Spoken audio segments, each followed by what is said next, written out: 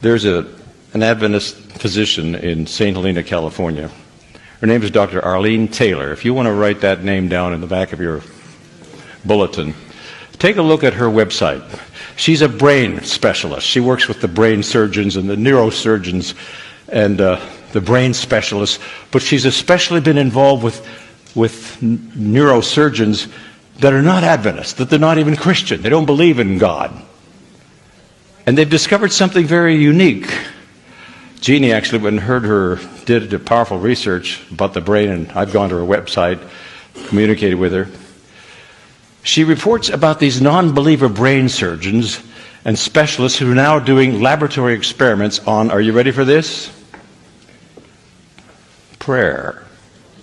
Now, I took chaplaincy at Loma Linda and so forth, and I know that the hospital doctors and surgeons are always happier when an imam or a bishop or a priest or a minister or a person will come in and have prayer with the patient before surgery. They couldn't understand it, they don't understand it, but they know that prayer makes things go better for the patient and the family.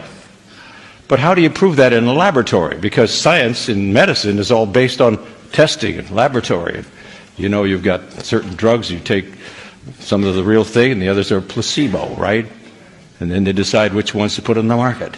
How do you test prayer in a laboratory? You know, Ellen White says something about this. She says that when we pray, the brain emits electrical impulses.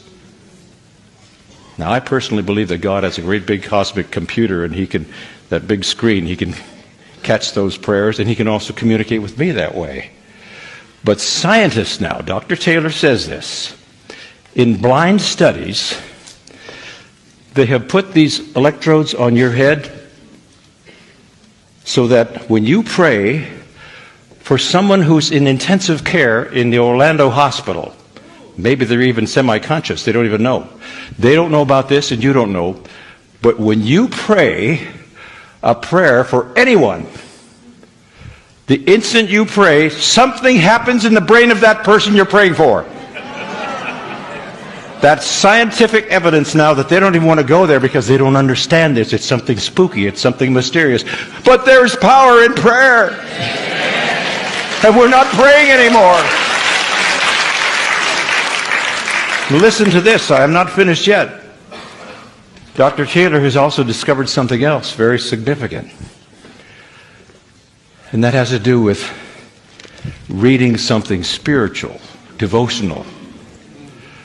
These brain specialists, and again, they're not Christian, they have no orientation with biblical, and they don't understand this. It's spooky.